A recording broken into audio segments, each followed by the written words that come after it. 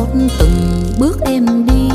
Nếu chân có mỏi vì đường dài, xin yên giấc ngủ. Đêm xuân gió thoảng du mỏng tròn môi